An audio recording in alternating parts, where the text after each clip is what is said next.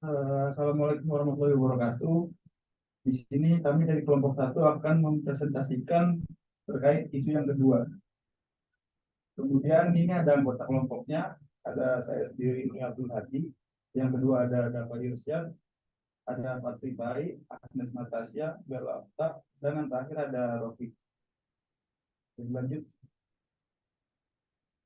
Kemudian untuk mempersingkat waktu, kita lanjutkan ke hidrogen ekonomi. Yang pertama dari sisi definisi dulu. Hidrogen ekonomi didefinisikan sebagai sistem industri di mana peran dominan pembawa energi dan bahan bakar dilakukan oleh hidrogen bersama dengan listrik. Hidrogen akan diekstraksi dari air atau senyawa kayak hidrogen lainnya dengan menerapkan sumber energi eksternal dan diubah kembali menjadi air saat melepaskan kandungan energinya. Implementasi penuh ekonomi hidrogen akan membutuhkan modifikasi sistem energi yang cukup rumit atau menantang.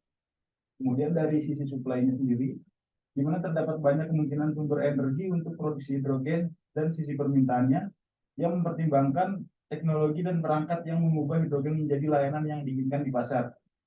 Kemudian di sini kenapa adanya hidrogen ekonomi, kenapa yang dipilih itu adalah hidrogen.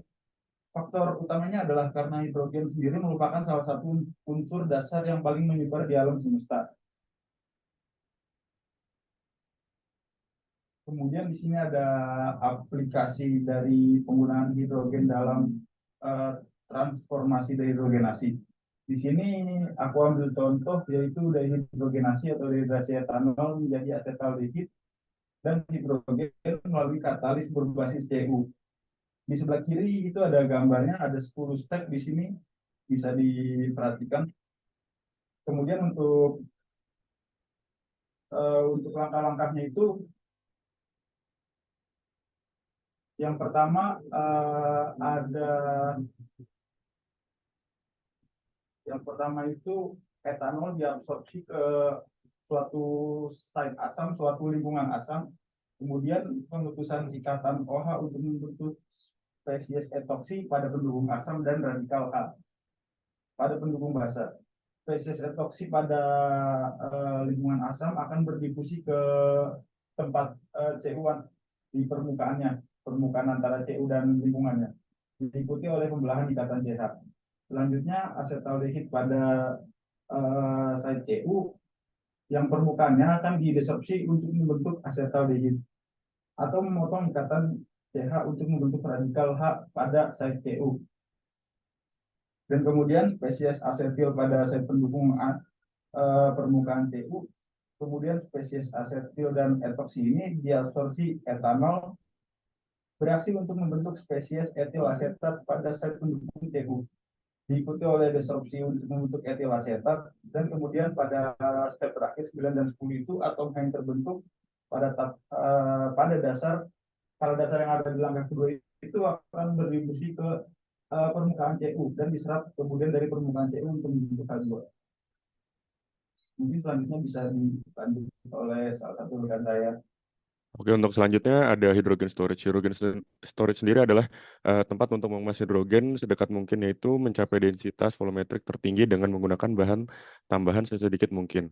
Dari hydrogen storage sendiri dapat menggunakan katalis homogen yang dilakukan dengan penggunaan senyawa kompleks organometalik sebagai katalis. Beberapa senyawa kompleks organometalik yang sering digunakan sebagai katalis homogen untuk hidrogen storage sendiri antara lain seperti rhodium, ruthenium, iridium, dan platinum.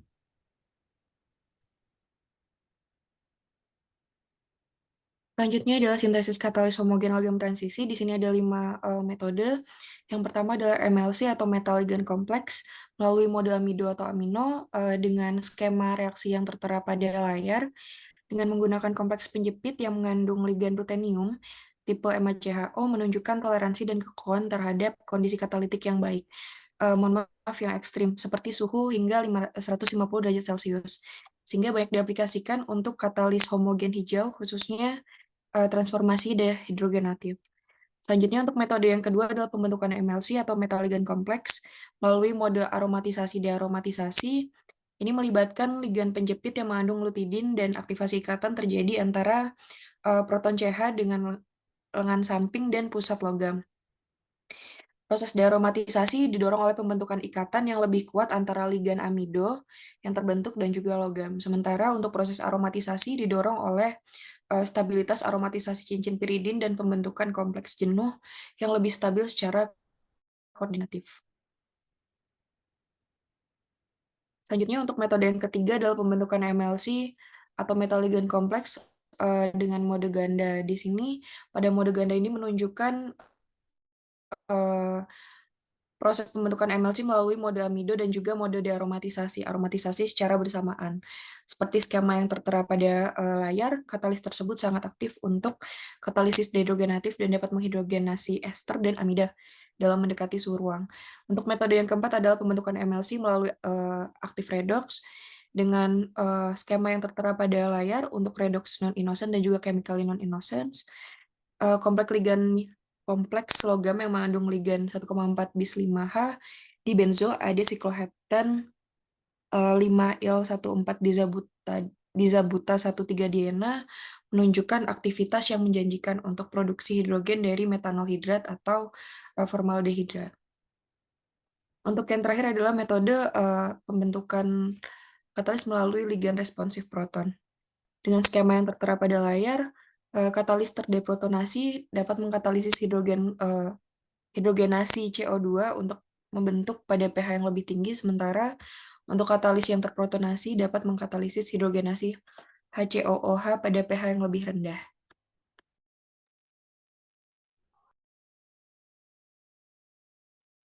Selanjutnya adalah kelebihan dan kekurangan katalis logam transisi. Yang pertama, untuk kelebihannya dapat mengaktifasi substrat dan mempercepat reaksi dengan pertukaran ligan, penyisipan, dan eliminasi.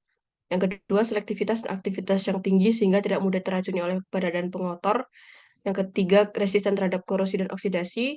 Dan yang terakhir, memiliki tingkat stabilitas yang tinggi sehingga mampu diisolasi dengan dikarakterisasi dengan berbagai teknik umum seperti X-ray dan NMR. Untuk kekurangannya, yang pertama, aplikasi dan pengembangannya masih terbatas. Yang kedua, membutuhkan pemuatan katalis yang tinggi.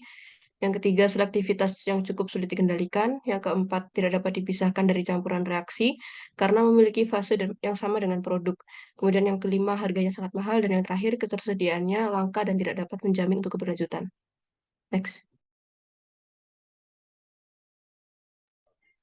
Selanjutnya, penyimpanan gas hidrogen dengan proses termal atau katalitik hidrogen itu didasarkan pada liquid organic hydrogen carrier atau LOHC, alkohol, dan asam format. Next. Dehidrogenasi metanol menjadi CO dan H2 menawarkan kemungkinan kapasitas penyimpanan hidrogen yang tinggi. Untuk tujuan penyimpanan hidrogen, dehidrogenasi aqueous metanol disebut sebagai aqueous metanol reforming, yang mengarah ke dehidrogenasi lengkap metanol menjadi CO2 inert, di mana tidak meracuni katalis atau bahan bakar. Ada 3 katalis utama yang dapat digunakan pada aqueous metanol reforming. Yang pertama ada ruthenium base berbahan dasar ruthenium, di mana dengan adanya kompleks Ru dan basa, metanol didehidrogenasi dan menghasilkan formaldehida, yang kemudian dengan adanya air didehidrogenasi menjadi asam format, yang terakhir menghasilkan CO2. Kemudian ada iridium dan rhodium base, di mana baik IR maupun RH ini memiliki yield yang lebih rendah dibandingkan katalis ruthenium. Dan terakhir, base metal, di mana karena katalis Ru, IR, dan rhodium ini kelimpahannya itu rendah dan biayanya yang tinggi, sehingga perkembangan substansial ke arah katalis homogen terakhir seperti Fe dan mangan dikembangkan untuk memperkecil biaya dan dengan kelimpahan yang tinggi. Oke, untuk selanjutnya ada material pembuat dari hydrogen storage sendiri. Yang pertama, ada bahan utama yang digunakan seperti formic acid atau asam format dan metanol.